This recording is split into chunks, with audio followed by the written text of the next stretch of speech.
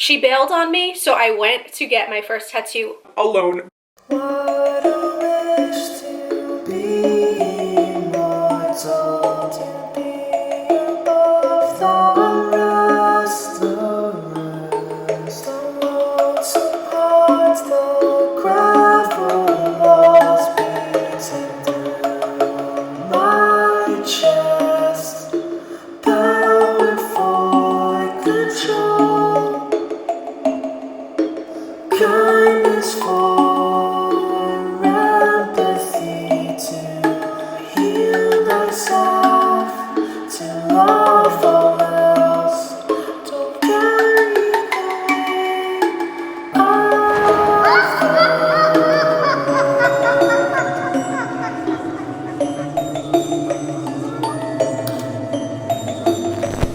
Hi, it's Bianca, and I look like it. So I feel like this video was very longly anticipated. I was bound to make this video eventually. I was actually waiting till I get another tattoo that I've been planning on getting for quite some time now till I make this video, but somebody asked me to include a tattoo tour in my vlogoween series, and here we are. I've never been the type of person to be like, look at my tattoos. If people ask, I always answer, but I don't know, it's kind of like this weird, like, ooh, I feel kind of uncomfortable doing it because I'm not the type of bitch to be like, I'm a girl with tattoos. Like, no. Like, I literally have 4 tattoos and that's it. I feel like I'm just kind of smaller framed. Like, I have like short little arms and short little legs, so people think I might have more than I actually do, but it's just because my 2 tattoos on my arm take up my entire length of my arm. A ruler is bigger than me. So if you have a problem with tattoos and doing whatever, which I can't believe people still have problems with that today in this day and age. It's 2019, grow the hell up. I have had a bunch of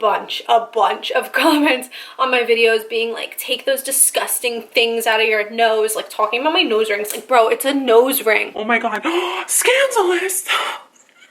And I've had people comment like, ew, what's that disgusting blobs on your arms? Like, look at you, like Jesus could never. And I'm like, even saying it out loud seems like I'm literally making it up, but I'm not. I'm literally not. So other than these annoying disclaimers, let's get into this. So my first tattoo ever is on my left thigh, and it says, "You are as good as your best line." Backstory behind the tattoo, besides the meaning, I used to hang out in the city a lot by myself. I used to kind of wander the streets. One day I found myself needing to charge my phone. So I sat in a cafe bene, and I was just sitting there, and it was very crowded, so I had to share a table with this dude.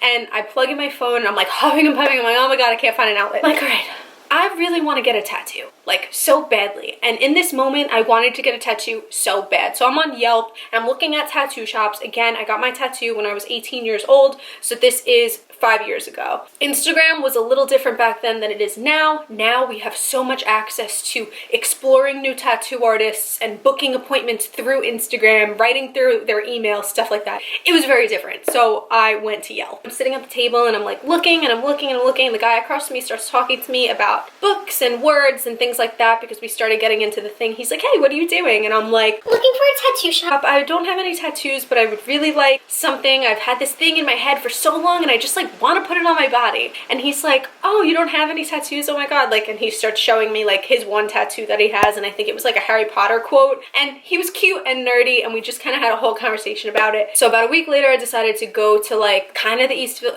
it was more Alphabet City. So I went to Alphabet City and I was supposed to go with my friend. She bailed on me, so I went to get my first tattoo alone. Walking in there alone at 18 years old by myself, a girl, like, it was uncomfortable. They were like kind of mean to me, and I should have left, honestly, because the guy was being so not nice to me. I told him what I wanted. I told him exactly where it was. I was very adamant on where I wanted it.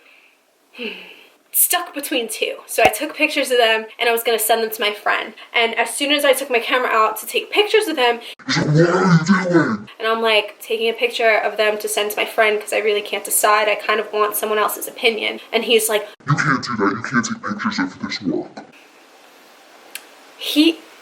Please note, he didn't invent this font. He didn't handwrite this font. He went on the computer, clicked American typewriter, typed in what I wanted, and printed it out for me.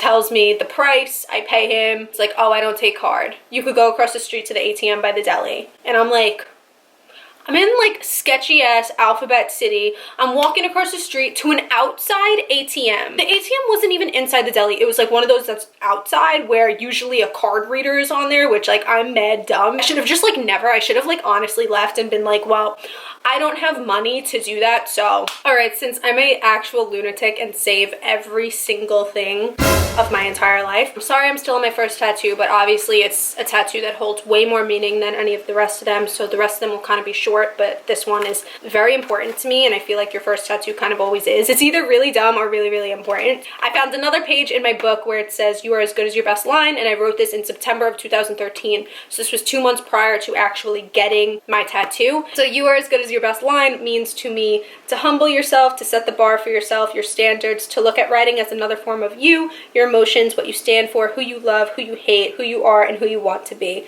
Your best line can always be improved. You can always be improved. You can be 100% satisfied with yourself, but always want more. That is not a bad thing. That is you aiming high and pushing yourself to be the best you that you can be, to not compete with others, but to win your own race. You and your work, your best versus your best line. You are your best line. Your best line is you. My second tattoo was the one on my arm, which is this one, and originally this is a long story, kind of, but I'm gonna make it short for the sake of me not getting aggravated. I have never wanted color tattoos. So I went to this tattoo artist and I told him I wanted a long stem with like a blooming out rose, and somewhere incorporated into the rose I wanted pearls. One of my grandma's names is Rose and one of my grandma's names is Pearl. It's funny because it's very typically somebody's first tattoo would be like a rose or like pearls or something like that. Literally my two grandmothers, which were always very important, strong role models to me growing up. And it's weird to say role models because I'm not really someone with many role models. I don't feel like I look up to people most often. I kind of look to things rather than people, but them two are very important. Obviously, it's very cool to have grandparents who kind of nurture you and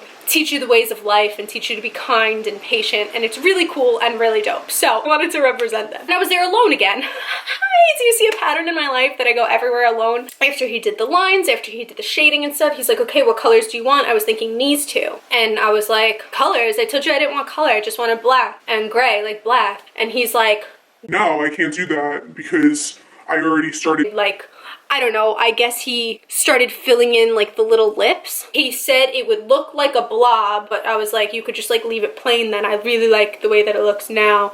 And he kind of convinced me otherwise. Granted, it's his work, but like, granted, it's my fucking body. I'm not putting fucking lime green on my arm. Duh. So he found like the darkest shades of burgundy, whatever. It felt like I got taken advantage of, and it's not to say that I did get taken advantage of. It's more the it's more the fact that I'm very vocal.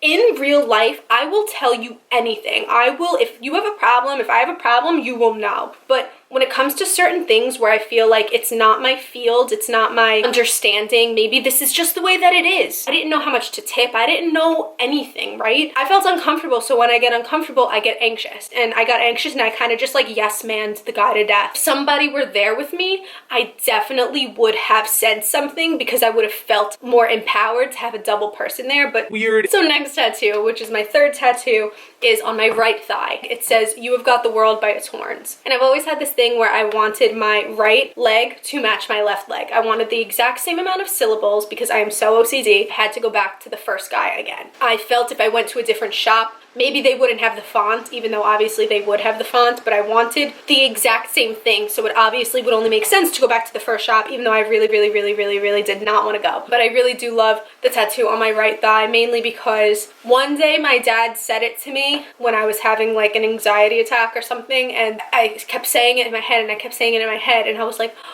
that's the phrase, that's the song, that's it. I finally found it and it just like fell into my lap, literally and figuratively. Now my fourth and final tattoo is on my arm on the inside, which is way more representative of the tattoo that I wanted here. So I went back, not to the same guy, I was in London, and I got this. I went to this alone too. It was really cool, and this is probably honestly like my favorite tattoo because this is exactly what I wanted here. You could always figure it out, and you could always get what you wanted, I guess, eventually when you kind of start having the balls to do so. I love this one so much. It's just so simple, and it's a rose with a little bud coming out of it. It doesn't quite mean anything other than the fact that I love floral and I love flowers, and I love the fact that they grow from the dirt and they grow from nothing into this beautiful being. And you know, my room is covered with fake flowers and fake vines, and these, my curtains even have florals on them, and I just love it. To me,